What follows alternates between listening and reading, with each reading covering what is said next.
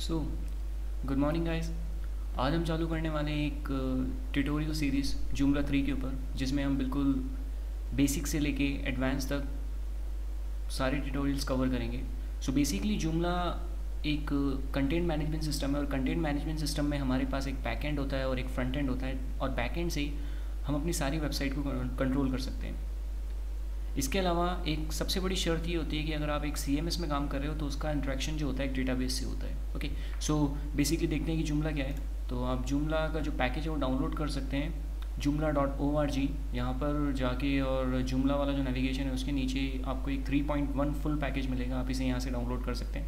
Okay, सो मैं इसे already download कर चुका हूँ। जब इसे डाउनलोड करेंगे आप तो आपको एक रार फाइल मिलेगी जिसे आप एक्सट्रैक्ट करेंगे, और एक्सट्रैक्ट करने के बाद आपके पास कुछ ये फाइल्स रहेंगी। इस ट्यूटोरियल में मान के चल रहा हूँ कि आपने XAMPP या WAMP जो भी आपका लोकल सर्वर जो भी आप बनाना चाहते हैं आप पहले से ही ऑलरेडी इंस्टॉल कर चुके हैं।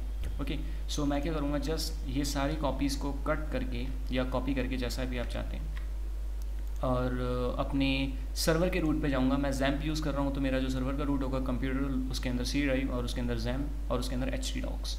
यहाँ पर मुझे एक नया फ़ोल्डर बनाना है। सो एक नया फ़ोल्डर, और जिसका नाम मैं दे रहा हूँ Joomla 3। Okay,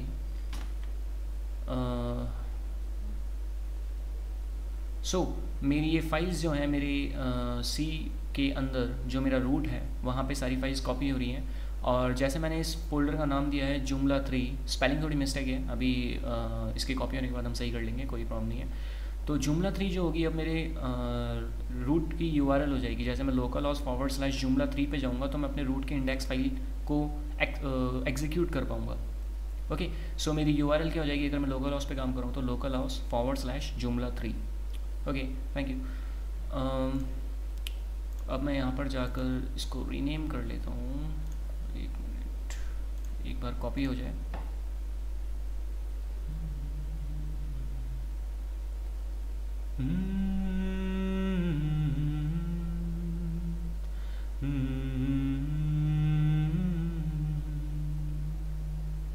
okay, so almost 4 seconds बाकी थे, लेकिन इतनी जल्दी हो गया, कोई नहीं। सो रीनेम और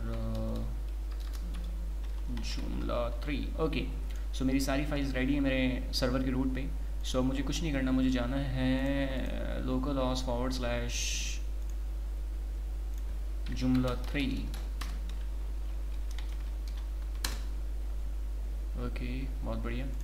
और मैंने जैसा कि कहा था कि जब आप किसी CMS में काम करते हो तो उसकी एक शर्त ये होती है कि उसका जो इंटरेक्शन होता है डायरेक्ट डेटाबेस से होता है। ओके, सो मुझे अब एक डेटाबेस बनाना है। डेटाबेस बनाने के लिए मैं जाऊँगा localhost/phpMyAdmin। ओके, बाय डिफ़ॉल्ट अगर आप किसी WAMP या XAMPP वगैरह में अपना डेटाबेस बना रहे हो तो, और आपने किसी भी प्रिविलेजेस सेटिंग में छेड़छाड़ नहीं की है, तो आपका जो डेटाबेस होगा वो यहाँ से बनेगा डेटाबेसेस, और मैं इस डेटाबेस का नाम दे देता हूँ JM3। ओके,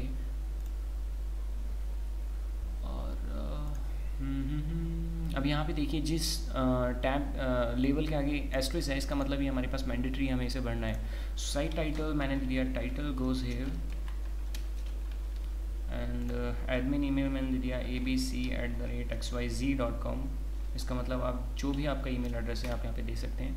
और एडमिन दे दिया, पासवर्ड दे दिया, क्योंकि मैं सिर्फ टेस्टिंग कर रहा हूँ, आप जो चाहें इसे अपने हिसाब से दे सकते हैं। ओके, सो मैंने किया नेक्स्ट करते ही अब मुझसे मेरे डेटाबेस की इन्फॉर्मेशन पूछेगा। होस्ट नेम लोकल होस्ट, अगर आप अपने XAMPP या WAMP के जो भी phpMyAdmin के किसी भी सेटिंग से छेड़छाड़ नहीं करते तो लोकल होस्ट रहेगा। रूट यूज़र नेम आपका रूट रहेगा अगर आप छेड़छाड़ नहीं करते, पासवर्ड आपका कुछ भी नहीं रहेगा, और डेटाबेस नेम मैंने जो दिया था JM3। ओके, नेक्स्ट करने पर ये पूछ रहा है कि आप इंस्टॉल करना चाहते हो सैम्पल डेटा या नहीं। अभी हम बिल्कुल बिगिनर की तरह काम कर रहे हैं तो हम कोई सैम्पल डेटा इंस्टॉल नहीं करेंगे, और मैंने जस्ट इसे इंस्टॉल कर दिया। तो ये कह रहा है banking up old database tables. होता क्या है कि जूमला जो या फिर कोई सा भी CMS सिस्टम होता है वो इनबिल्ट बहुत सारी ऐसी क्वेरीज़ के साथ आता है। जब वो इंस्टॉलर रन करता है तब ऑटोमेटिकली आपके डेटाबेस में बहुत सारी क्वेरीज रन हो जाती है और टेबल्स बन जाती हैं। ओके, सो जैसा कि यहाँ पर देखते हैं, अब देखते हैं हमारा JM3। वाओ, इतनी सारी टेबल्स मैंने कुछ नहीं बनाया लेकिन सब बन गई। ओके, सो अब ये कह रहा है कि रिमूव इंस्टॉलेशन फोल्डर। तो ये रिमूव इंस्टॉलेशन फोल्डर जो आपको करना है, ये स्टेप आप मैनुअली चाहे तो अपनी सी ड्राइव के अंदर, अपने लोकल होस्ट सी, जैम्प और htdocs के अंदर आप अपने सर्वर के रूट पे जाकर काम कर सकते हैं। तो मेरा रूट क्या है, मैंने दिया है Joomla 3 और ये रहा आपका इंस्टॉलेशन फोल्डर। आप चाहे तो मैनुअली इसे यहाँ से डिलीट कर सकते हैं या फिर आप इसे यहाँ पे प्रेस कर दीजिए। ये कह रहा है installation folder successfully removed. Okay great, और हाँ सही में नहीं है, ये देखिए नहीं है। ओके, सो अब ये कह रहा है कि आप अपनी साइट भी देख सकते हैं और आप एज एडमिनिस्ट्रेटर लॉग इन कर सकते हैं। तो ओके, अगर मैं यहाँ पे एडमिनिस्ट्रेटर पर जाकर देखूँ और मैं अपने साइट का फ्रंट एंड देखूँ, तो मेरी साइट का फ्रंट एंड जो है वो कुछ ये है। ओके वाओ, और मैं अपने बैक एंड पे लॉग इन मारूँगा तो मैंने अपना यूज़र नेम जो दिया था वो दिया था एडमिन और पासवर्ड दिया था पासवर्ड। ओके, सो मेरा ये फ्रंट एंड है। फ्रंट एंड में अभी हम आगे जब कोर्स पूरा चालू करेंगे तो हम देखेंगे कि ये मॉड्यूल पोजीशंस क्या होती हैं और टाइट आर्टिकल्स क्या होते हैं और बाकी सब कुछ। तो ये हमारा बैक एंड है Joomla का, जहाँ पे ये हमारा डैशबोर्ड है। सो आज आपने सीखा कि Joomla कैसे इंस्टॉल करना है, Joomla 3। और ऑब्वियसली आप अगर 2.5 यूज़ कर रहे हैं फिर 1.5 यूज़ कर रहे हैं, सेम स्टेप है, कुछ भी आपको इधर उधर नहीं करना। Okay, so thank you.